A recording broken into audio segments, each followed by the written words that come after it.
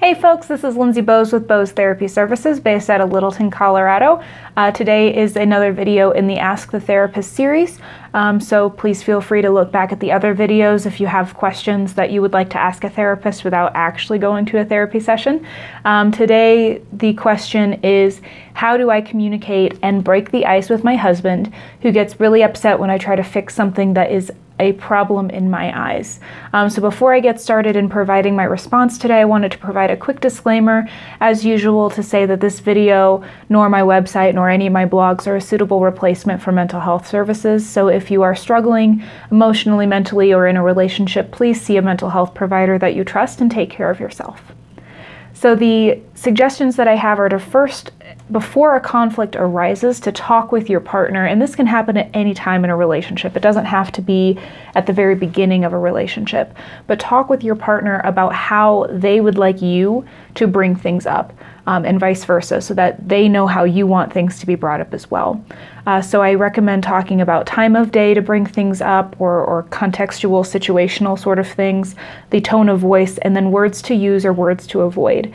So for example, I know that my partner wants me to bring something up immediately as soon as I notice something bothers me. So that way it doesn't build and turn into a bigger response than is really necessary. Something else that bothers me is when if I'm in a discussion with someone and they use my name. So if someone says something like, well, Lindsay, this is my discussion, or this is my experience, or this is my point of view.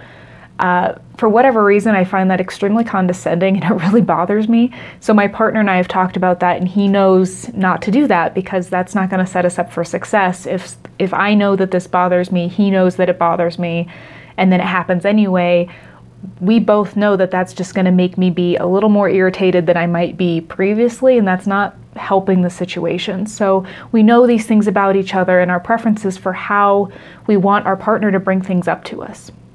The second thing is to actually use that.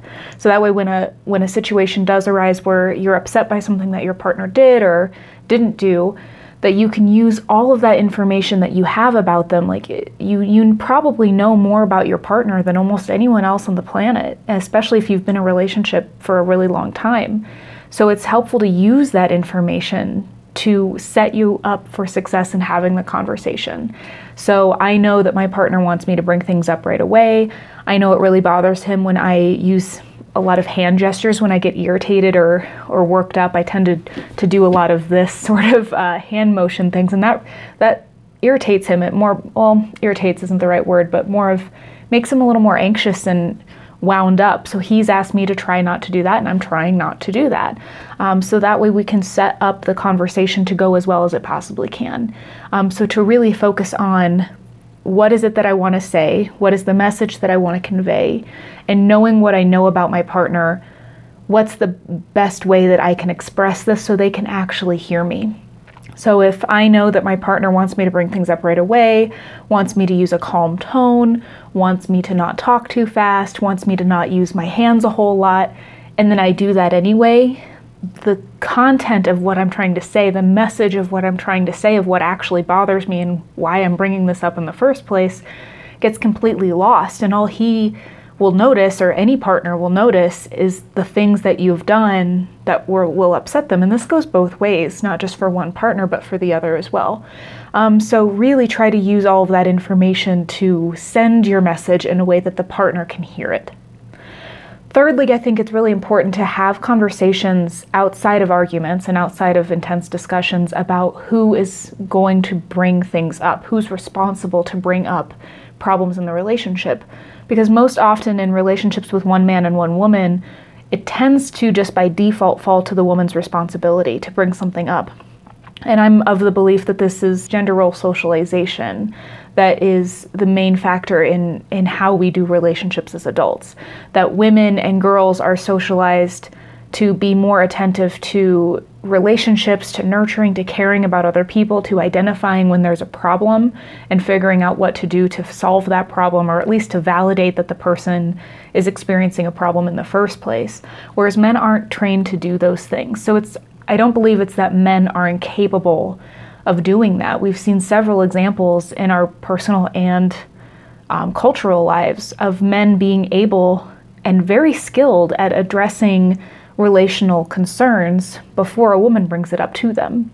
So having a conversation and saying, look, I don't want to be the one that's always bringing up these issues, and you don't want to be the one who's always having issues brought to them and saying you did something wrong. So in order to fix that, both people need to be working actively to bring things up when they notice them.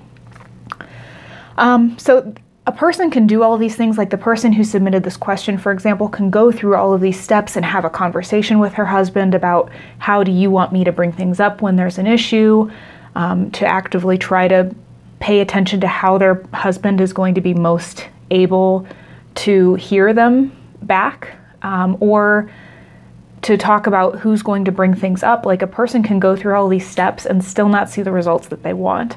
And that's because relationships are at least two people, and one person can do as much as they can, but at the end of the day, if the other person isn't actively working on the relationship as well, there's only so much that can be done. So if that's the case and you've tried to do these things and it's still not working, I highly recommend couples therapy. I very frequently have couples come in where one partner is saying, I just can't keep doing the same cycle, I can't keep going through the same thing. And I never feel like my partner hears me, and they keep doing the same things over and over again. And then the partner kind of begrudgingly comes along to session as well. So I highly recommend that if you've tried all of these things and they're just not working, for you and your partner to sit down and say, okay, what are the things that we want in a therapist?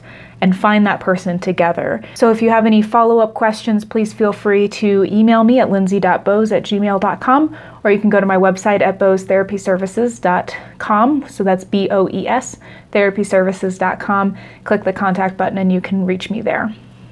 Thank you so much. Bye.